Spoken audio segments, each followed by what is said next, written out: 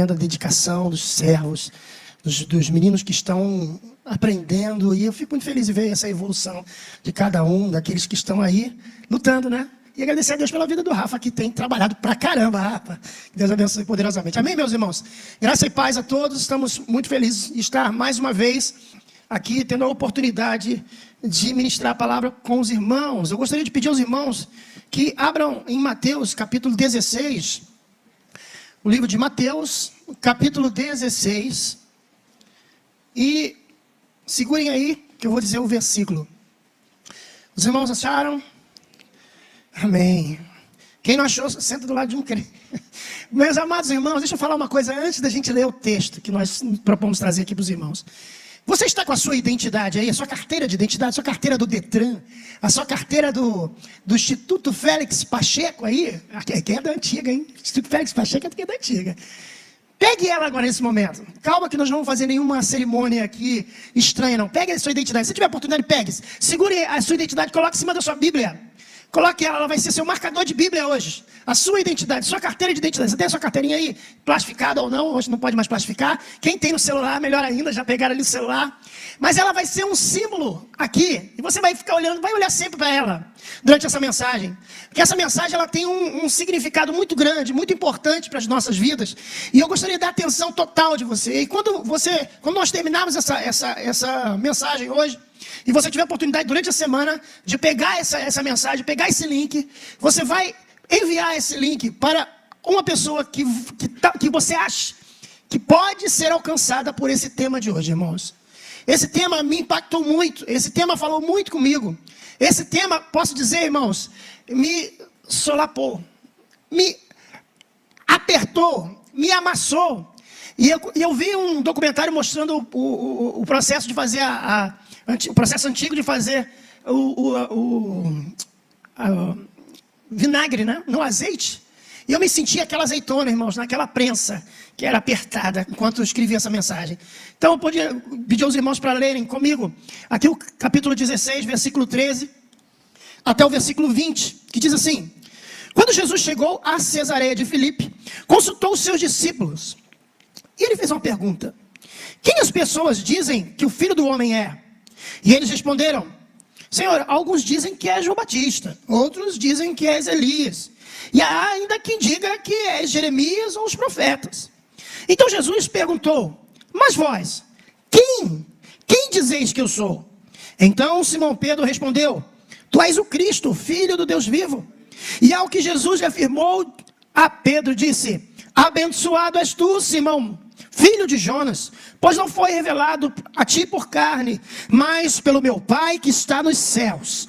Da mesma maneira eu te digo que tu és Pedro, e sobre esta pedra edificarei a minha igreja, e as portas do inferno não prevalecerão contra ela. Eu te darei as chaves do reino dos céus, e o que ligares na terra será ligado nos céus, e o que desligares na terra haverá sido desligado nos céus. Amados, que texto poderoso, nosso primeiro texto de hoje. Falando sobre o próprio Jesus. Jesus questionou os seus discípulos quem eles viam quando olhavam para ele. Qual era a identidade? Como eles se identificavam quando olhavam para Jesus? Como eles viam quando eles olhavam para Jesus? Será que Jesus é mais um profeta? Naquela época tinha muito isso. Tinham muitos profetas ali naquela região. Muitos falavam muitas coisas.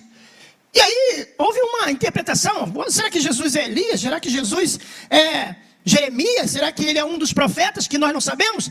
Mas ele fez a pergunta aos seus discípulos, dizendo: vocês, eu não quero saber do que eles dizem por aí, eu quero saber o que você acha. Quem vocês dizem que eu sou? E Pedro foi muito corajoso e disse: Senhor, tu és Cristo, o Filho do Deus vivo. Ele estava admitindo, dizendo: tu és o ungido, tu és o separado, tu és o Messias, Filho do Deus vivo, aleluia. Ele reconheceu a identidade de Jesus. Agora olha para a sua identidade rapidamente e volta para cá. O que tem nela? Pega a sua carteira e olha só. Para que serve uma carteira de identidade? Para que serve? Para a polícia parar você e falar assim: sua identidade, por favor, seu documento, por favor. Para você ser reconhecido. É um documento que demonstra que você é você. E mesmo assim, às vezes, existe o quê? Falsificação. Mas ela tem ali a sua fotinha. Ela tem ali o seu polegar. Ela tem ali a sua assinatura. Ela tem a sua filiação. pense comigo, o que pode acontecer se você não tiver ela na sua mão? Vai averiguar. Temos aqui um advogado que pode nos ajudar aqui. Vai averiguar. Vamos comigo na delegacia averiguar. E aí vai se seguir até encontrar algum tipo de documentação que prova que você é você. Quais os dados que tem no documento? Tem seus pais, né? Tem a sua data de nascimento. E o que esse documento diz para todos nós? Que nós temos um passado, que nós temos um lugar de onde viemos. Eu vim da Paraíba, Bárbara, eu vim do Rio Grande, daí eu vim de Santa Catarina. Cada um tem um estilo, cada um vem de um lugar, e isso está contido na identidade. E eu hoje quero fazer uma pergunta a vocês. Qual é a sua identidade diante de Deus? Diante da obra de Deus, diante da igreja, diante do que Deus tem para a sua vida? Quem é você? Quem sou eu? E quando eu falo para vocês que eu fui apertado durante a semana, é porque Deus foi falando assim, quem é você, Alexandre? O que você quer? Onde você foi? Onde você quer chegar? Pedro sabia quem era Jesus. Porque Jesus não era qualquer um. Jesus já tinha demonstrado a sua personalidade. Jesus já tinha demonstrado o seu caráter. Jesus já tinha demonstrado a sua família. E Pedro viu e foi testemunha daquilo. Ele falou, não, tu és o Cristo, filho do Deus vivo.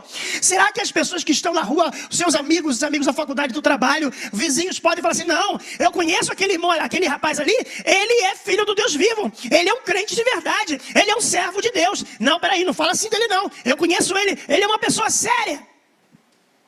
Nós podemos ver outro exemplo bíblico sobre esta questão da identificação, como as pessoas veem a gente. Abra aí em Atos capítulo 14, versículo 8.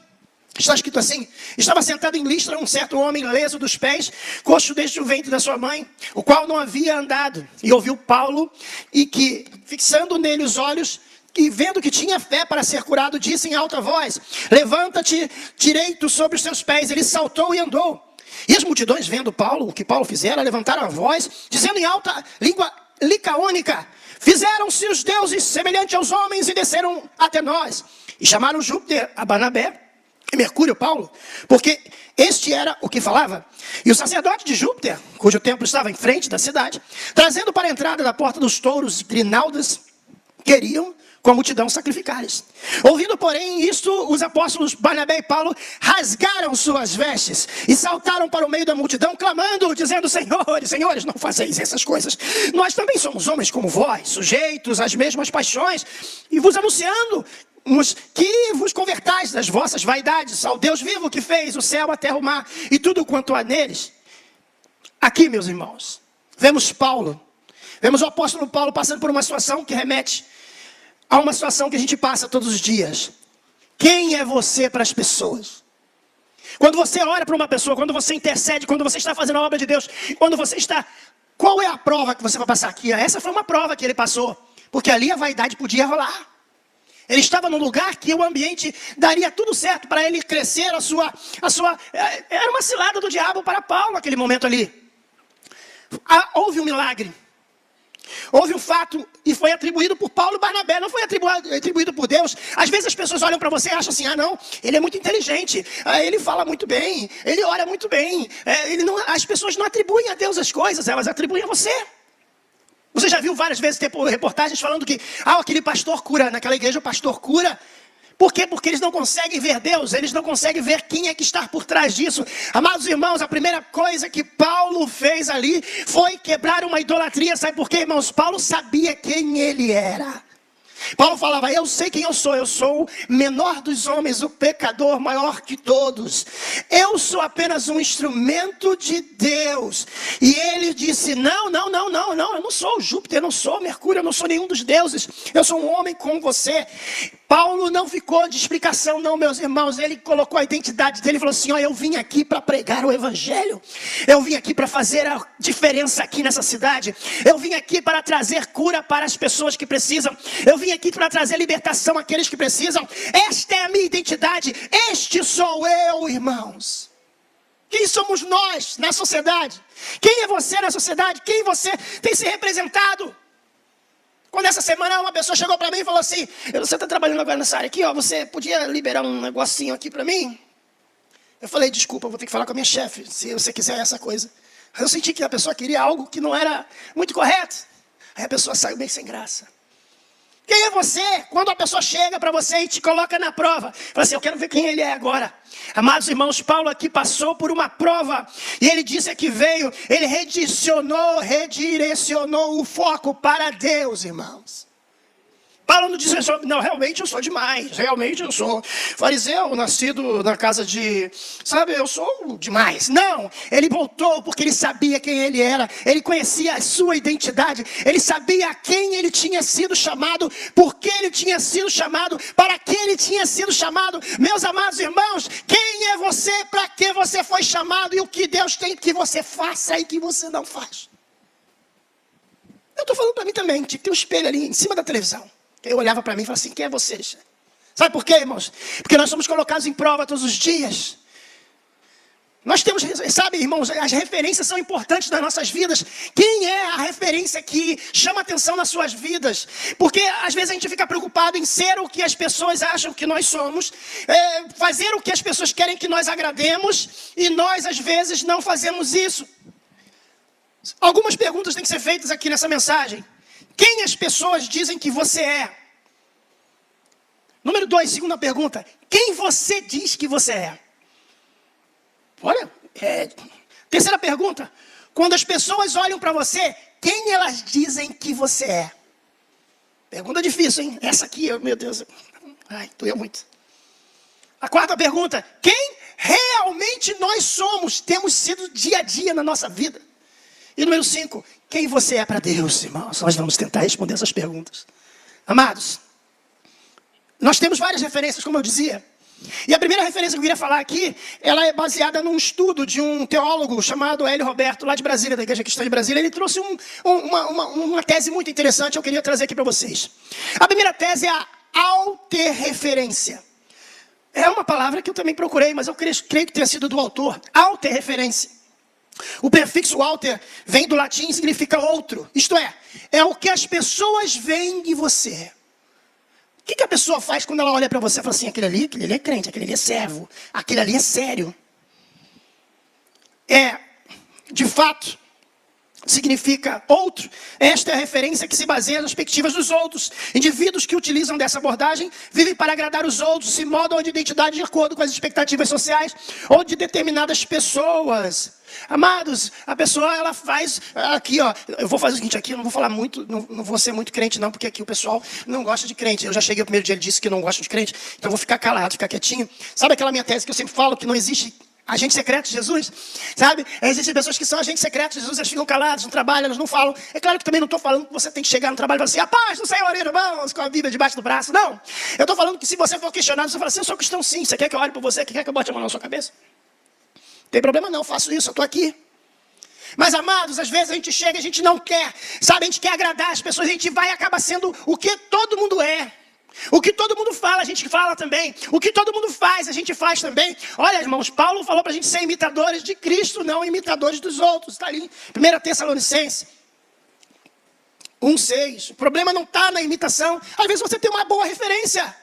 Você tem uma boa referência nos esportes, você tem uma boa referência, talvez, artística, ou talvez ali, não sei, mas se eu perguntar, chegar pro nosso querido Diácono Alex, olha, qual a sua referência no direito? Ele vai falar lá o nome de uma pessoa importante. Se eu chegar e falar para outra pessoa, pro Rafa, qual a sua referência na música? Ele vai falar. É legal isso, mas existem pessoas que não têm identidade, sabe, firmada, ela não sabe quem ela é, então ela quer imitar porque ela quer fazer parte da turminha. Isso acontece muito com a juventude. Na minha juventude eu também queria ser metaleiro. Eu queria ser tudo que puder imaginar. Eu queria fazer muita coisa. Metaleiro gospel, tá? Mas metaleiro. Eu queria fazer muita coisa, irmão, mas eu não pude fazer porque eu tinha que ter a minha própria personalidade. Eu tinha que ter a minha personalidade, a minha identidade. E quando eu descobri a minha identidade, meus irmãos, eu fui a fundo na minha identidade. Nem ligando porque as pessoas falavam, mas você é muito assim. Eu lembro de um que falava assim, Alexandre, você quer ser o centro das atenções, porque você fala demais. Você faz isso, você fala assim, tá bom, irmão, tá bom. Ele queria botar para baixo, eu falei assim, não tem problema, mas eu quero ser o centro das atenções para falar de Jesus, para botar Jesus no centro das atenções. Um dia assim. Talvez até muito jovem, talvez eu tinha que aprender muita coisa, claro, e eu aprendi muita coisa. Mas a verdade é que as pessoas querem que você seja o que elas têm para você ser. E não é isso que Deus quer para nós. Não quer que sejamos Marias vai com as outras. É um termo antigo, tá, gente? A juventude aí não sabe nem o que é isso. Maria vai com as outras. Mas ela não quer que a gente seja isso, que a gente tenha uma identidade, que a gente tenha uma referência. Número 2, nós falamos do primeiro, que é a gente ter uma identidade conforme o que o outro acha, o que o outro vê em você. Número 2, a egorreferência. O prefixo ego significa eu, vem do grego. Nessa perspectiva, a pessoa enxerga apenas a partir da sua própria vontade, buscando ser alguém sem se considerar outras influências. No entanto, essa abordagem tende a ser inautêntica, contrária aos princípios bíblicos, levando às frustrações quando a realidade não corresponde às expectativas pessoais. O que a Bíblia diz sobre isso, sobre negar o próprio eu? A pessoa fala assim, eu quero ser isso, e você não tem capacidade para ser aquilo. Tem pessoas que não têm, irmãos, eu não tenho capacidade para ser matemático, eu confesso, eu não vou ser matemático. Como eu costumo brincar, e gente, eu sou de humanas. Não tem, a gente às vezes esquece algo que a gente imagina que a gente é. A gente tem que descobrir qual é a nossa identidade. É a mesma coisa na igreja. Às vezes a pessoa quer trabalhar numa área da igreja que Deus não tem um chamado para ela, mas ela acha que ela tem que fazer. E aí ela quer louvar, eu vou louvar, eu vou lá louvar, e louva de tudo desafinado, e faz tudo errado, porque Deus não chamou ela para fazer isso. Às vezes Deus chamou ela para orar. Nós temos que saber quem nós somos, irmãos. O que nós queremos para nós agradar a Deus, não agradar a nós. A ego-referência é quando a gente quer agradar a nossa vontade, aquilo que a gente acha que é. Eu vi o cara sendo astronauta, eu achei legal, eu quero ser astronauta. Ah, irmão, se você não se prepara, você não vai ser astronauta nunca. Mas você tem que saber quem você é e o que você quer. Essa é a segunda referência. Versículo 34 do capítulo 8 de Marcos diz, e chamando para si a multidão com seus discípulos, disse-lhes, se alguém quiser vir após mim, negue-se a si mesmo, tome a sua cruz e siga-me. Não queira ser o que as outras pessoas são, não queira ser apenas o que você quer por seu bel prazer, pela sua vaidade, mas seja o que Deus vai falar que você é. Amados, Coríntios 10, 24 diz, ninguém busque proveito próprio, antes busque o que é do outro. Se preocupe com o seu irmão, calma, Deus tem algo para você. Quando nós nos afastamos de Deus, nós perdemos a referência. Perdemos para onde vamos. Semana passada eu vi uma entrevista de uma pessoa muito conhecida, até por essa geração mais jovem. É muito capaz, é uma pessoa muito inteligente. E ele dava entrevista, ele falava muito sobre ele, sobre o trabalho, que era uma entrevista que estava dando.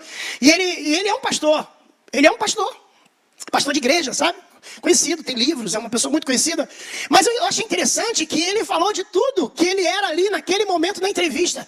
Ele disse que ele era um coach, ele disse que ele era um palestrante, ele disse que era um mentor. Ele disse tudo, irmãos, que ele era, o que ele tinha conhecimento. Ele só não disse que era pastor.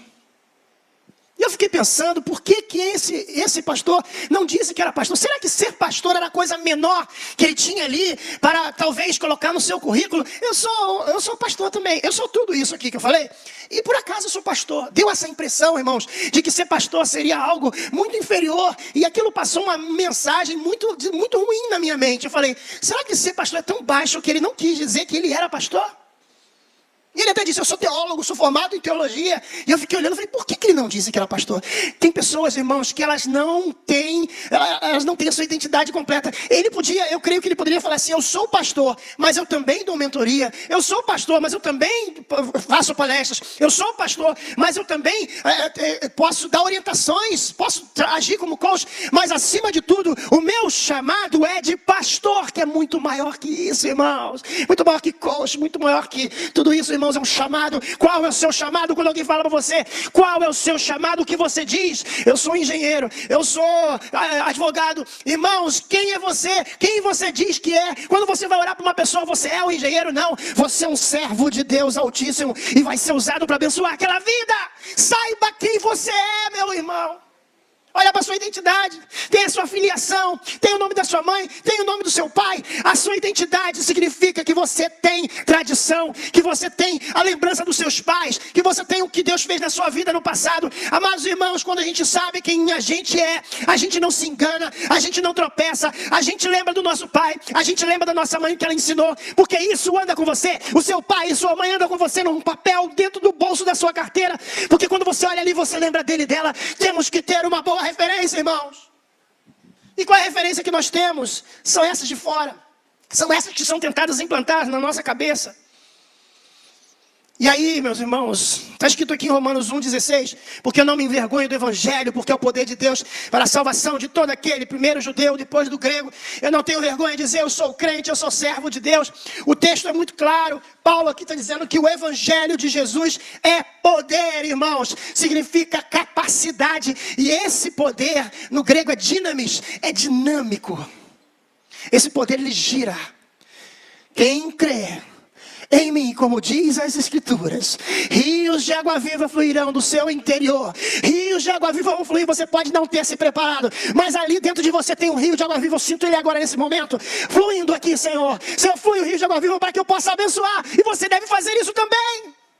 Senhor, ativa o rio de água viva aqui dentro de mim, para que eu possa fazer o que tu determinaste que eu fosse. Irmãos, nós temos que firmar a identidade, irmãos. A nossa identidade. Sabe, o mundo jaz do maligno, diz a palavra, e a gente tem uma preocupação muito grande com alguns jovens, com a juventude. E eu falo diretamente com os jovens aqui, e aqueles que estão acompanhando pela internet também, são jovens, e aqueles que não são jovens também. Mas toda pessoa pode passar por algum tipo de tentação. Existem distorções que querem mudar, irmãos, as identidades das pessoas.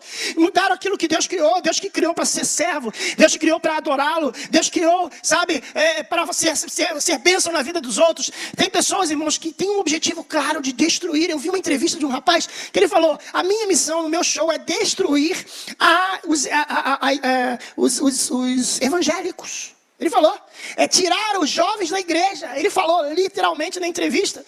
Esse comediante falou que o pai dele era pastor, a mãe, e ele vivia na igreja, mas ele estava na igreja ali, mas ele não se considerava mais crente, ele não se considerava mais cristão, ele não cria mais em Deus. Tudo que ele ouvia, ele ficou 3 anos na igreja, meus amados irmãos. 3 anos na igreja, não crendo em Deus. E quantas pessoas estão na igreja e não creem em Deus? Quantas pessoas estão na igreja porque é conveniente? Quantas pessoas estão na igreja porque os pais estão na igreja? Estão na igreja porque são descendentes de tataravô que veio com Vilé Gagnon no primeiro culto em 1855, na primeira ceia no Brasil ali, na França Antártica, onde os pastores Cartier e Richier fizeram a primeira ceia no Brasil. Em 1855 minha família chegou ali, eu sou crente assim, de raiz. Irmãos, não é isso que Deus quer que a gente seja, não.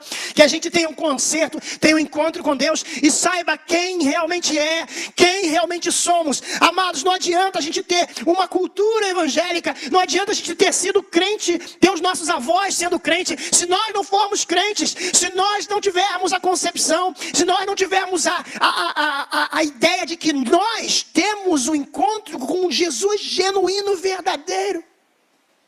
Eu não quero que você saia daqui, pô, Alexandre agora me deu uma boa ideia, eu vou sair da igreja porque ele falou que a gente tem que ser, eu não sou crente, eu não creio em Deus, então, não, Deus está te dando a chance hoje de chegar e falar assim, Senhor, eu tenho estado aqui como um religioso, mas hoje eu quero mudar esta identidade que o mundo tem trazido para a minha vida, irmãos. Meu desejo, minha oração é hoje que nós tenhamos pessoas que estão assistindo pela TV, assistindo em casa, que elas possam dizer, Senhor, eu estava ali como um religioso, mas eu quero te servir, eu quero que a minha identidade seja verdadeira e genuína diante de ti, Senhor.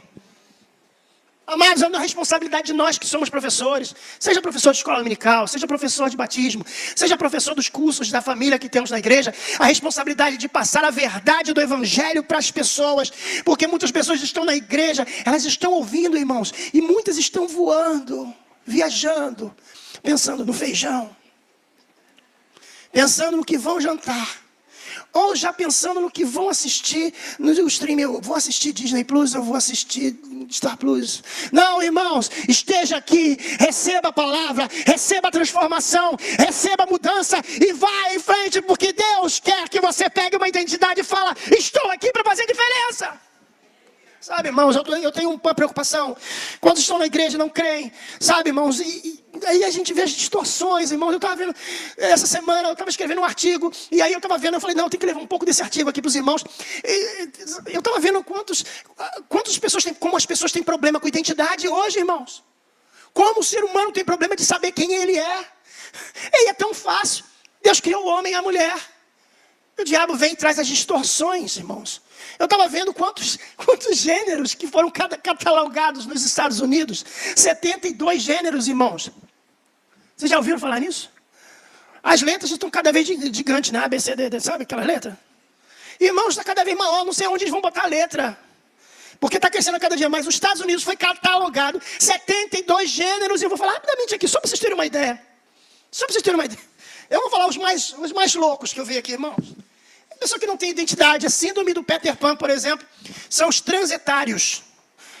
Eu chamei de otários, mas transetários. São pessoas, irmãos, que não têm, eles acham que não são da idade deles. Então tá lá o vovô legal. 63 anos, com boné virado para trás, de skate. Eu sou jovem, sou garotão, levantou mais meu bico de papagaio. Irmãos, nem bico de papagaio o pessoal sabe o que é. Mas o que eu quero dizer para os irmãos é que as pessoas elas querem ser outra coisa. E existe essa síndrome. É a síndrome de Peter Pan. Isso é catalogado na psicologia, irmãos. A pessoa fala que ela é um garotão, ou que ela... Tem um que eu ouvi falar, irmãos. Olha, você tem uma ideia, o negócio é louco. O nome dele é Stephen Key Oishit. Ele tem 46 anos. Deixou a esposa, seus 7 filhos para viver como uma menina de 6 anos de idade. Ele se veste como uma menina e ele diz, eu sou uma menina de 6 anos de idade. Largou a mulher, largou os filhos. Qual a identidade desse homem, irmãos? Quem esse homem é? Quem influenciou para esse homem chegar nisso? Peggy Miller, uma inglesa, cria conteúdo online, brinca com brinquedos, acorda no berço todos os dias, vive como um bebê em tempo integral, centena de fralda. Ela acha que ele é um bebê. Vou continuar porque o tempo é curto. A Bíblia diz assim, irmãos, 1 Coríntios 13, 11. Quando eu era menino, eu falava como menino, pensava como menino, raciocinava como menino. Mas quando eu me tornei homem, deixei para trás as coisas de menino. Deixe de ser menino e tenha um crescimento, uma maturidade. Porque o mundo precisa da palavra de Deus. E é você que vai falar. Você acha que é o anjo? Você acha que é o anjo? Você acha que Deus vai mandar um anjo? Não, é você. É você que vai ter que dizer no teu trabalho, no teu colégio, na tua faculdade. Eu sou crente sim, você precisa de alguma coisa, eu estou aqui para te ajudar. Irmãos, agora tem as transespécies. Eu nunca imaginava que eu ia falar isso. Mas tem um cara lá no Japão, um toco. Ele, o japonês, se sente um cão. Gastou $72 mil numa fantasia de um cachorro. Ele viralizou nas redes sociais com registros da sua nova rotina, desde que tomou a inusitada atitude de não ser mais humano. Ele é um cachorro, ele não se acha um cachorro humano, mas ele se acha um cachorro. Eu sei que parece engraçado, mas não tem graça nenhuma, porque isso é o que o diabo faz. Ele traz uma distorção na mente das pessoas. Elas não sabem quem elas são, irmãos. Elas não sabem. A mulher gato não é a personagem da DC. É uma mulher que ela diz que é gato e ela se veste como gato. Ela bebe leitinho assim, e assim, se você chamar ela de humano, ela reclama com você. Depois, se os irmãos quiserem, eu tenho mais detalhes sobre isso. A garota gato, 13 anos de idade na Inglaterra. O menino foi dizer para ela que ela não era gato. E disseram, você não pode fazer isso, porque você pode estar ofendendo ela. Porque ela decidiu ser um gato. Os professores, irmãos, professores protestaram contra isso e os pais não ligam para isso. Um aluno disse que queria ser um dinossauro. Ele quer ser tratado como dinossauro. O outro como um cavalo. E outra, mais uma como um gato. E pasmem, irmãos, essa semana um amigo do trabalho me mandou para mim uma figura no WhatsApp. E eu falei, caramba, parece que você sabe que eu estou escrevendo uma mensagem sobre isso. E ele mandou para mim, o homem-diabo, após mudar o seu corpo, ele mudou a sua identidade. Ele mostrou, o nome dele é Diabo. Ele tem o maior número de mudanças na cabeça, porque não tem identidade, porque não sabe quem é, porque Satanás foi na mente dele e tentou dizer a ele que ele não era filho de Deus, dizer que ele era filho do diabo, dizer para ele que ele não era um ser humano, dizer para ele que ele não era quem Deus diz para você que você é filho de Deus, você é servo de Deus, você é ungido e lavado pelo sangue de Jesus. Repreenda toda voz que diz que você não é você, repreenda toda voz que diz que você é uma criança, é um dragão, não importa, repreenda e diga, eu sou um servo de Deus, eu sei que eu tenho crido que é poderoso e vai guardar o meu tesouro até o dia final. Mas nós falamos, é engraçado, é legal. Tem um homem aqui, irmãos, quer ser um homem com o nome de Karen, ele era homem e ele decidiu que seria mulher. E agora, encurta-se, chama-se de cavalo, ele agora é um cavalo. Ele não sabe quem é, irmãos.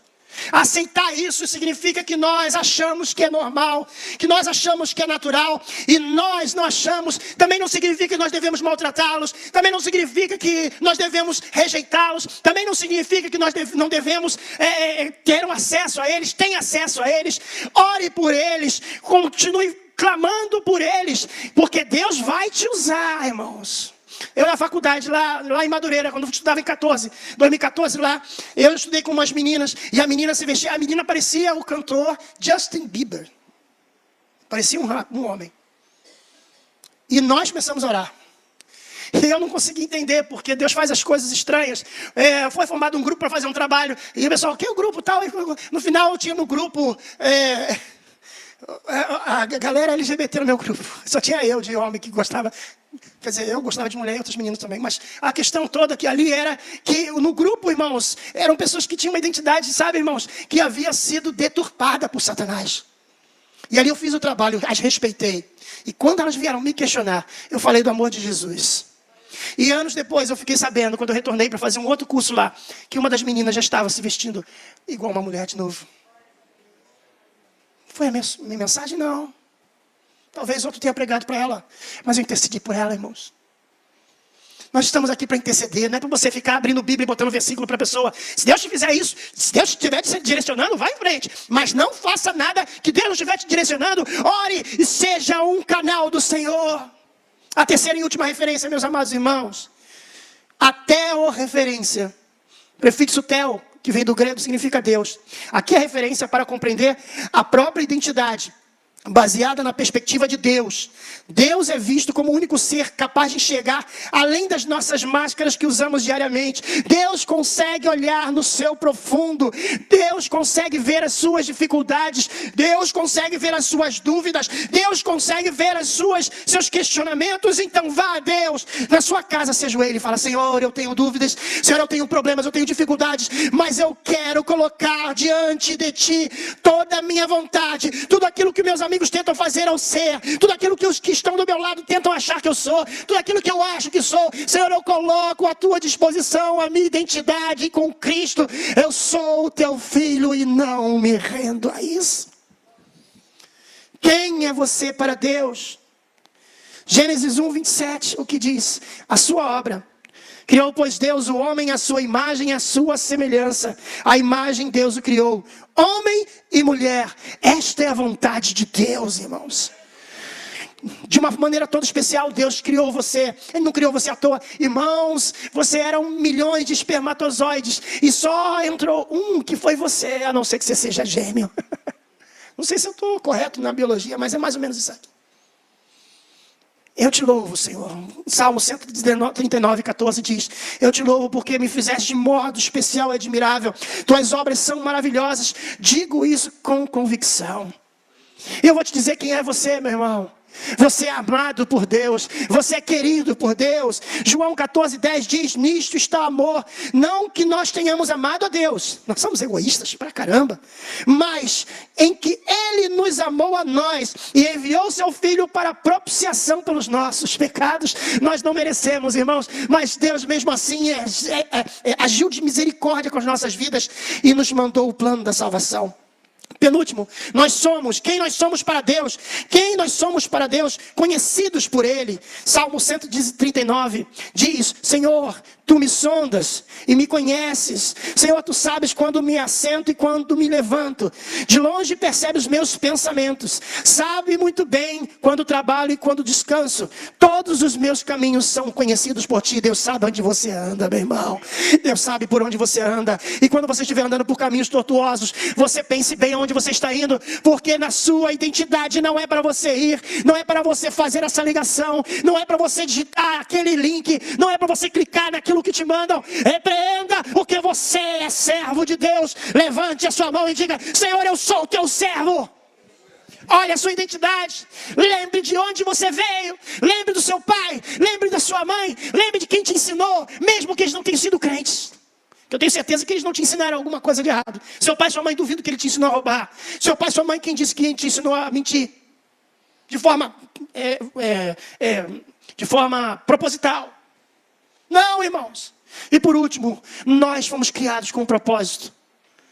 Jeremias 29, 11 diz: porque sou eu que conheço os planos que tenho para vocês, diz o Senhor, planos de fazê-los prosperar e de não causar dano, planos de dar a vocês a esperança de um futuro. Esse é a pessoa que Deus quer que você seja. E a gente às vezes fica assim, o que eu vou fazer? Será que eu vou ser esse cara? Será que eu vou ser esse cara que as pessoas querem ser? Ou será que eu vou ser uma referência? Onde eu estiver, seja uma referência, meu irmão. Eu vou pedir a equipe de louvor aqui, por gentileza. Eu pedi para cantar uma canção que fala sobre exatamente esse texto. E nós vamos estar aqui, irmãos. Quero pedir aos irmãos, por gentileza, que fiquem de pé. Porque nós vamos fazer o seguinte, os irmãos vão vir aqui à frente. E você, se você deseja realmente fazer um pacto com Deus, não é comigo não, é um pacto com Deus, para que Deus possa fortalecer a sua vida. Precisamos de pessoas que sejam fortalecidas, para saberem quem são, para onde vão. O que Deus tem para você é muito forte, irmão. Isso não é um jargão, isso não é um jargão de pentecostal, isso não é uma frase de efeito. Deus tem algo muito importante para fazer através da sua vida. É muito mais, como dizia aquela música que eu estou lembrando aqui, é música do Complexo J. Eu quero bem mais do que quarta e domingos, enfim. Eu quero bem mais que vir à igreja, de assistir culto, de vir à igreja, cantar um hino aqui, de pular, levantar a mão, apertar a mão. Eu quero muito mais, eu quero bem mais do que apenas religiosidade. Às vezes Deus quer que você esteja aqui, pregando. Então, vá em todos os processos que forem necessários para um dia você estar aqui. Talvez a sua identidade seja aqui pregando, não sei. Talvez a sua identidade seja tocando. Talvez a sua identidade seja você um dia estar aqui orando. Eu não sei, mas você hoje vai orar e falar: Senhor, me mostra onde Tu queres que eu esteja. Me mostra qual é o endereço que eu devo ir. Qual é o caminho que eu devo ir. Senhor, me mostra, Senhor, eu quero ser usado.